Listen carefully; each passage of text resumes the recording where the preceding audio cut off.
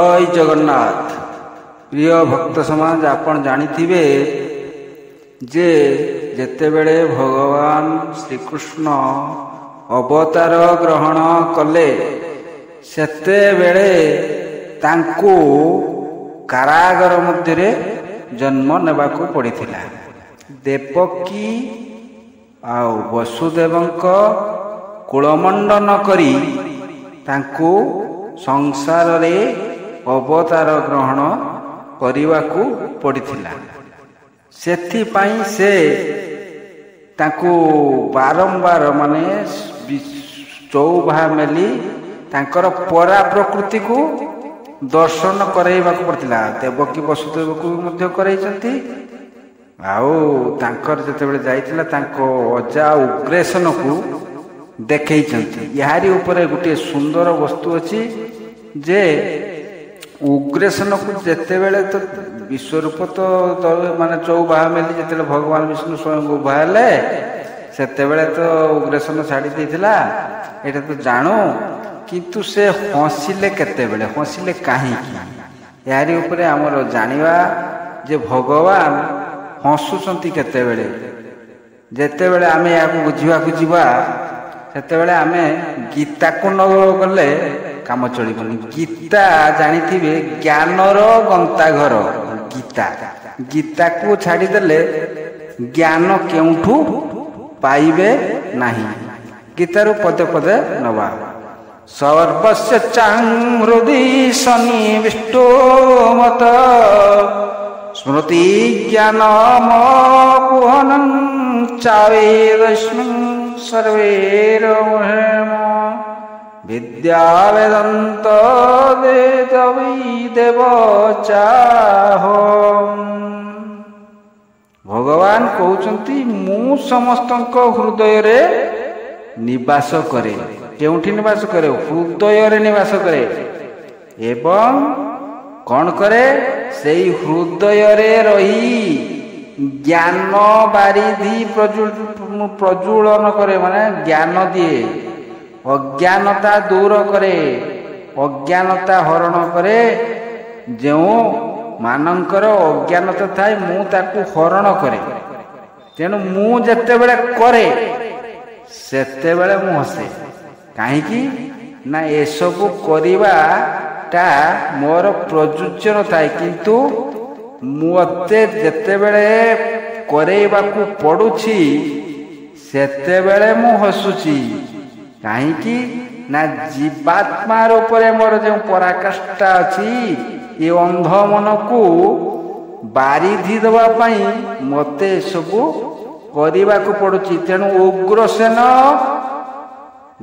अज्ञानतार अंध हुई जेतेबेले से किछि जानि पारुनांती पुत्र मोहरे दास होबाकू जाउछंती सेतेबेले तांको अजाकू ज्ञान बारिधि रूपक ज्ञान देउचंती हृदय रे। भगवान तो समस्त हृदय रे निवास करंती। तेणु हृदय रे रही ए सबु प्रज्वलन करचंती। आवरी भगवान कहउचंती जे काहेकि मोसे मया तत्मिदं सर्वं जगत् व्यक्त मूर्तिना मत्सानि सर्वभूतानि पश्य मे योगमैश्वरम् न च मत्सानि भूतानि पश्य मे योगमैश्वरम् भूतभूर्णं च भूतस्थो मामात्मं भूतभावना। भगवान कहउचंती ए संसार रे मु सबु करा। मु सर्वु जीव मानक मध्य रे मु परा प्रकृति अपरा प्रकृति, किंतु अपरा प्रकृति रु सृष्टि जीव मानक पाखरे परा प्रकृति न था। किंतु मु जेतेबेले अवतार ग्रहण करे संसार रे मु परा प्रकृति को नहीं रहे। मो पाखरे परा प्रकृति रे अपरा प्रकृति अंश विशेष था। किंतु जो माने संसार रे जीव भाव रे वास करती सेमानक पाखरे केवल अपरा प्रकृति थाए। परा प्रकृति तांकर गोचर हुए नहीं। से परा प्रकृति रूपक जीवात्मा तांको अनुभूत ହୁଏ ନାହିଁ। ତେଣୁ ମୁଁ ସବୁ କରାଏ, ମୁଁ ସମସ୍ତଙ୍କ ମଧ୍ୟରେ ଥାଏ। ମୁଁ ଜୀବମାନ ମୁଁ ଦ୍ୱାରା ଜୀବମାନେ, କିନ୍ତୁ ଜୀବମାନଙ୍କ ଦ୍ୱାରା ମୁଁ ନୁହେଁ। ମୁଁ ସବୁ କରାଏ, କିନ୍ତୁ ମୋ ଦ୍ୱାରା, ମୋ ବିନା କିଛି ହୁଏନି, କି ମୋତେ କେହି କିଛି କରନ୍ତି ନାହିଁ। ତେଣୁ ଭଗବାନ କହୁଛନ୍ତି କାହିଁକି ନା ମୁଁ ଯେତେବେଳେ ବି ଧରାବତରଣ କରି ଅବତାର ନିଏ, ସେତେବେଳେ ମୁଁ ପରା ପ୍ରକୃତିରେ ସବୁ କରିଥାଏ। ଗୋବର୍ଦ୍ଧନ ଟେକିବା ହଉ କି ନାଗ ଉପରେ ଯେତେ ଲୀଳା ଭଗବାନଙ୍କ କୃଷ୍ଣଙ୍କର ଅଛି, ସବୁ ସେ ପରା ପ୍ରକୃତିରେ ହୁଏ। କାହିଁକି ନା ଭଗବାନ କହୁଛନ୍ତି ଭୂମିରାପୁ ନଳବାୟୁ ଖଂ ବୁଦ୍ଧିରେ ବଚ ଅହଙ୍କାର ଇତ୍ୟମେ ଭିନ୍ନ ପ୍ରକୃତିଷ୍ଠଦା। ତେଣୁ ଏ ପ୍ରକୃତିରେ ମୋର ପରା ପ୍ରକୃତି ଯୁକ୍ତ ହୋଇ ମୁଁ ଅବତାର ଗ୍ରହଣ କରିଥାଏ। ଯେଉଁମାନେ ଭଗବାନ ହିଁ କେବଳ ପରା ପ୍ରକୃତି ଯୁକ୍ତ ହୋଇ ମର୍ତ୍ତ୍ୟ ମଣ୍ଡଳରେ ଅବତାର ଗ୍ରହଣ କରିଥାନ୍ତି। କିନ୍ତୁ ମଣିଷ ଜୀବ ପରା ପ୍ରକୃତି ଯୁକ୍ତ ନଥିବାରୁ ପ୍ରକୃତିକୁ ଲଙ୍ଘନ କରିପାରେ ନାହିଁ। ଭଗବାନ ହିଁ ପ୍ରକୃତିକୁ ଲଙ୍ଘନ କରିପାରନ୍ତି। ସେ ହିଁ ପ୍ରକୃତିର ପରା ପ୍ରକୃତିରେ ରହି ସେ ଗୋବର୍ଦ୍ଧନ ଟେକିବା ହେଉ କିମ୍ବା ନାଗ ଉପରେ ରହି କାଳିଅ ନାଗକୁ ବଦ୍ଧ କରିବା ହେଉ କିମ୍ବା ସୁଦର୍ଶନ ଚକ୍ର ଚାଳନା କରିବା ହେଉ, ସେସବୁ ଭଗବାନ ହିଁ କରିଥାନ୍ତି। ଭଗବାନ ହିଁ ଯେତେବେଳେ ପରା ପ୍ରକୃତି ଗ୍ରହଣ କରିଥାନ୍ତି, କେବଳ ଭଗବାନ ହିଁ ଏସବୁ କରିପାରନ୍ତି। ତେଣୁ ଉଗ୍ରସେନକୁ ଦେଖେଇଲେ ଯେତେବେଳେ ତାଙ୍କର ସେହି ଚଉଭା ମେଲି, ଉଗ୍ରସେନ କ'ଣ ଅନୁଭବ କଲା? ଉଗ୍ରସେନ ଦେଖିଲା ଯେ ଇଏ ମୋର ନାତିନି, ଇଏ ମୋର ପିତାର ପିତା, ମୋ ବାପର ବାପ। ଦେଖନ୍ତୁ ପିତାର ପିତା କାହିଁକି ନା ପରା ପ୍ରକୃତି ଯିଏ ଧାରଣ କରେ ସେ ପରମ ବ୍ରହ୍ମ, ସିଏ ହେଉଛନ୍ତି ପିତାର ପିତା, ସେ ନଷ୍ଟ ହୁଅନ୍ତିନି।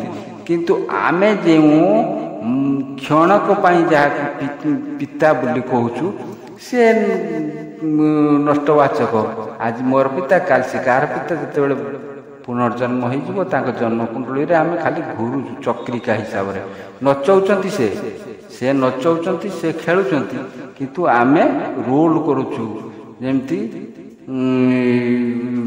ସବୁ ସଂସାରରେ ବିଭିନ୍ନ ପ୍ରକାର ମାୟା ରୂପକ ନାଟକର ଭୂମିକା ଆମେ ଧାରଣ କରୁଛୁ। ତେଣୁ ଭଗବାନ କହୁଛନ୍ତି ଦେଖ, ଏ ସଂସାରରେ ମୁଁ ହିଁ ସବୁ କିଛି। ତେଣୁ ମୁଁ ଯଦି ଗୁରୁ ମାନେ ବଡ଼ ଆକାରରେ ଆପଣ ଭାବନା ରହିବ, ତେବେ ମୁଁକୁ ବୁଝିପାରିବେ। ମୁଁ ବୋଇଲେ ମୁଁ ଏକା, ଏକ ବ୍ରହ୍ମ ଦ୍ୱିତୀୟ ନାସ୍ତି। କିନ୍ତୁ ସଂକୀର୍ଣ୍ଣ ଅର୍ଥରେ ଯଦି ଆପଣ ମାନେ ଅହଂ ଯୁକ୍ତ ହେଇକି ବୁଝିବେ, ତେବେ କହିବ ମୁଁ ମୋର ଏସବୁ କିଛି।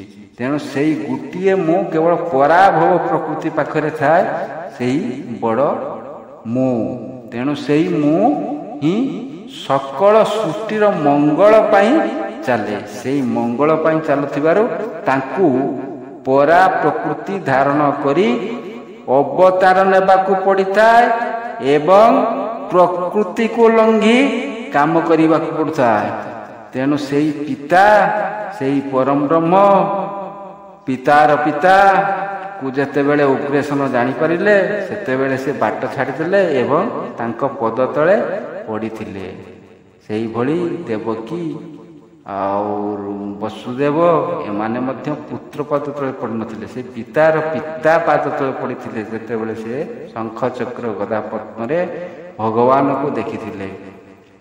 ସେଇ ପିତା ଉପରେ ଆସନ୍ତୁ, ଶୁଣିବା କବିତାଟିଏ। ରଚନା ରବୀନ୍ଦ୍ର କୁଲ୍ହାରୀ। ପିତା ମାତାର ଋଣ ଆମେ ସୁଝି ପାରିବା ନାହିଁ। ସେଇ ପିତାମାତା ଉପରେ ଆସନ୍ତୁ, ଶୁଣିବା କବିତାଟିଏ। ଗଢ଼ିଛି ମାନସେ ମନ୍ଦିର, ବସାଇ ମମତା ଦେବତା। ପଥର ନୁହଁ କି କାଠର, ଜିଅନ୍ତା ମୋ ପିତା ମାତା। ମାଗୁ ନାହିଁ ପୂଜା ଥାଳି ସେ ମାଗୁନି ମୋତି ମାଣିକ। ଖାଉଥିଲେ କହେ ନାହିଁ ସେ ଖାଇବ ଅଧିକ। ବସି ପୂଜା ପାଉନଥାଏ ଦିନ ରାତି ଖଟଇ। ସନ୍ତାନ ଚିନ୍ତାରେ ନିଜକୁ ମାଟି ସଙ୍ଗେ ମିଶାଇ।